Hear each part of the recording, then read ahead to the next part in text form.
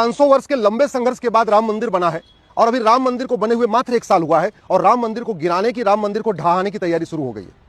एक आतंकवादी पकड़ा गया है जो अयोध्या में ही मीट का कारोबार करता था, मिल्कीपुर का रहने वाला है। अयोध्या की उसने पूरी रेकी किया। रेकी करने के बाद फरीदाबाद पहुंचा, यहां उसको पूरे हथियार उपलब्ध कराए जा रहे थे, यहां उसको जो जो चीजें चाहिए मंदिर गिराने के लिए सब उसको उपलब्ध कराया जा रहा था और अब पुलिस ने पकड़ा है।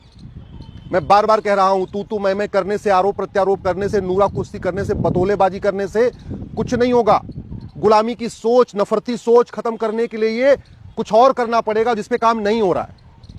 और आतंकवादी पकड़ा गया, सोशल मीडिया में उसके फोटो शेयर हो रहे हैं, वीडियो शेयर हो रहे हैं और फिर उस नफरती सोच के ऊपर चर्चा नहीं हो रही कि नफरती सोच आ कहां से रही है। बड़ी स्वाभाविक सी बात है। व्यक्ति का व्यवहार इस बात पर निर्भर करता है कि वो आंखों से क्या देखता है, कान से क्या सुनता है, मुंह से क्या खाता है। 3 चीजों पर निर्भर करता है। चलो, मुंह से क्या खाएगा आप उस पर कंट्रोल नहीं कर सकते, लेकिन कान से क्या सुनेगा और आंख से क्या पढ़ेगा, क्या देखेगा, उस पर तो कंट्रोल कर सकते। जब पूरी दुनिया को पता है कि मदरसों में नफरत सिखाई जाती है, मदरसों में पाक नापाक सिखाया जाता है, मदरसों में काफिर वाली सोच बढ़ाई जाती है, मदरसों में यह सिखाया जाता है कि न भारत अच्छा है, न भारत की संस्कृति अच्छी है, भारत को मानना, भारत की संस्कृति को मानना, भारत का त्योहार मनाना हराम है, भगवान राम, कृष्ण, हनुमान, ये सब इनकी जो पूजा करते हैं वो काफिर हैं, उनसे नफरत सिखाई जाती है। इसके बाद भी मदरसा चलाया जा रहा है। मदरसा क्यों चल रहा है? कह रहे हैं जी बहाना क्या है, आर्टिकल 30 कहता है। अरे संविधान निर्माताओं ने माइनॉरिटी कहीं परिभाषित नहीं किया, तो ये ड्यूटी तो सरकार की है कि माइनॉरिटी को डिफाइन कर दे। माइनॉरिटी को डिफाइन कर दे कि भैया जो डिस्ट्रिक्ट लेवल पे 1% से कम होगा वो माइनॉरिटी कहलाएगा। क्यों स्टेट लेवल पे माइनॉरिटी आइडेंटिफाई करना, क्यों नेशनल लेवल पे आइडेंटिफाई करना? अल्टीमेटली जो शासन चलाने की यूनिट होती है वो तो जिला होती है। आप डिस्ट्रिक्ट लेवल पर आइडेंटिफाई कर दीजिए कि प्रत्येक जिले में जो 1% से कम होगा वो माइनॉरिटी कहलाएगा, जो 1% ज्यादा होगा वो माइनॉरिटी नहीं कहलाएगा। खत्म बात हो गई। मदरसे अपने आप बंद हो जाएंगे, मिशनरी स्कूल अपने आप बंद हो जाएंगे।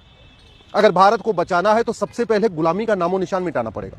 भारत को बचाना है तो गुलामी के दौरान शुरू हुए मदरसे और मिशनरी स्कूलों को बंद करना पड़ेगा। भारत को बचाना है सारे के सारे अंग्रेजी कानून खत्म करना पड़ेगा। भारत को बचाना है तो कांग्रेस के द्वारा बनाए गए सभी कानूनों को खत्म करना पड़ेगा या बदलना पड़ेगा, क्योंकि जो काम मुगलों ने तलवार के दम पे किया था वही काम अंग्रेजों ने कानून बना के किया था और वही काम हमारी बाद में जो सरकारें बनी, जो कांग्रेस की सरकार बनी, उसने किया। भारत को लूटने के लिए, भारत को बर्बाद करने के लिए 50 से ज्यादा कानून बने, उन कानूनों पे चर्चा नहीं हो रही। आतंकवादी पकड़ा गया, डायनामाइट पकड़ा गया, सब कुछ हुआ, राम मंदिर को गिराने की पूरी योजना थी, अखबारों में फोटो आ गई, मामला ठंडा पड़ गया, अगले दिन कोई और आतंकवादी पकड़ा जाएगा, कोई और, फिर उसकी खबर छप जाएगी। जब तक इस नफरत की सोच क्यों आ रही है इस पे चिंता नहीं होगी, उसका समाधान नहीं होगा, तब तक कोई फायदा नहीं होगा। जब तक विदेशी फंडिंग नहीं बंद होगी, भारत के अंदर जो काला धन जनरेट हो रहा है ये नहीं बंद होगा, तब तक भारत सुरक्षित नहीं होगा। भारत